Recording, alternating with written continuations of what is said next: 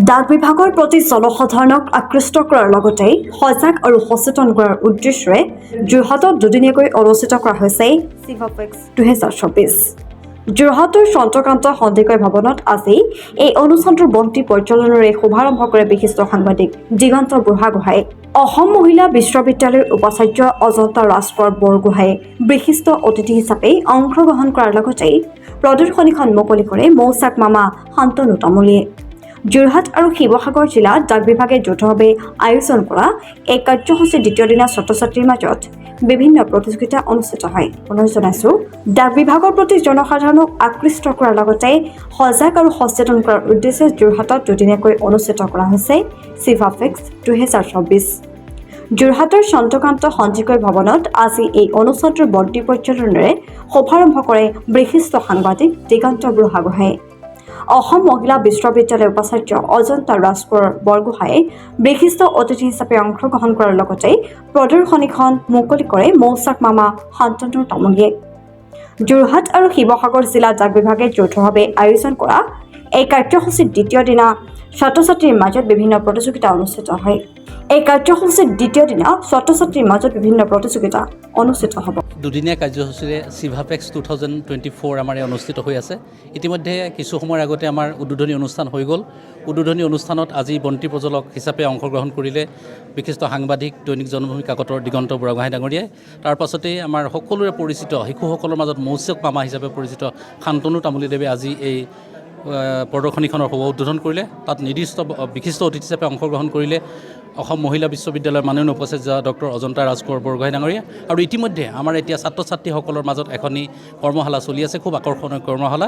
বিশিষ্ট ফিলাটেলিষ্ট কবি শব্দ প্ৰকাশৰ স্বত্বাধিকাৰী ৰঞ্জিত গগৈ এখন পৰিচালনা কৰি আছে। তৰফৰ পৰা আমি আমাৰ ডিষ্ট্ৰিক্ট লেভেল ফিলাটেলি এক্সিবিশ্যনলৈ আমি সকলোকে স্বাগতম জনাইছোঁ। আমি আজি দুদিনীয়া কাৰ্যসূচীৰে কৃষ্ণকান্ত সন্দিকৈ ভৱনত আমি ডাক এক্সিবিশ্যনৰ ফিলাটেলি ডাক এক্সিবিশ্যনৰ আমি কাৰ্যসূচী গ্ৰহণ কৰিছোঁ। এই কাৰ্যসূচীৰ দ্বাৰা আমি যিখিনি পুৰণা ডাক টিকেট সংগ্ৰহ কৰাৰ যি ফিলাটেলি যি হবি, সেই হবিৰ বিষয়ে আমি জনসাধাৰণৰ মাজত প্ৰকাশ কৰিব বিচাৰিছোঁ।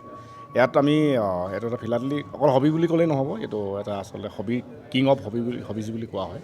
আৰু এই ডাক টিকেটসমূহৰ পৰা আমি বহুত জ্ঞানৰ এই স্থল আছে, বহুত কথা জানিবলগীয়া আছে।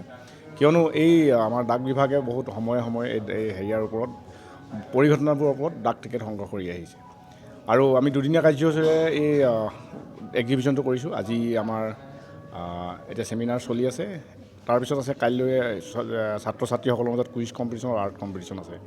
আৰু আমি যিখন ছাত্ৰ ছাত্ৰী যিখন উঠি অহা প্ৰজন্মক আমি সঞ্চয়ৰ ওপৰত তেখেতলোকৰ ওপৰত যাতে আমি জাগ্ৰত কৰিব পাৰোঁ তেখেতলোকক, তাৰ ওপৰত আমি বিশেষ ধ্যান দিছোঁ। আৰু বিশেষকৈ যিহেতু নতুন নৱপ্ৰজন্মই আমি ইজি মনিৰ পিছত দৌৰিছোঁ, গতিকে আমি ভাবোঁ তেখেতলোকে এই নৱপ্ৰজন্মই আমাৰ যিখন ডাকঘৰৰ যিবিলাক স্কিমসমূহৰ প্ৰতি তেখেতলোক আকৰ্ষিত হ'ব আৰু ইজি মনিৰ পিছত নদৌৰি তেখেতে নিজৰ ভৰিত থিয় হৈ আগবাঢ়িব পাৰিব। বিশেষকৈ আমি ডাকঘৰৰ প্ৰতিটো স্কিম যিখন একেবাৰে কেঁচুৱাৰ পৰা আমি বৃদ্ধলৈকে আমাৰ বহুত স্কিম আছে। যিহেতু প্ৰথম আমি জন্ম হোৱাৰ লগে লগে আমি তেখেতলোকক যিটো আধাৰৰ এনৰলমেণ্টৰ সুবিধা কৰি দিছোঁ। সুকন্যা সমৃদ্ধি একাউণ্ট আছে, যিসকল আমাৰ কন্যা সন্তান আছে। তাৰোপৰি যিসকল মহিলা আছে তেখেতলোকৰ কাৰণে মহিলা সন্মান ছেভিং চাৰ্টিফিকেট আছে। ছিনিয়ৰ চিটিজেনসকলৰ কাৰণে ছিনিয়ৰ চিটিজেন স্কিম আছে। আৰু বিশেষকৈ এটা ভাল স্কিম আছে PPF।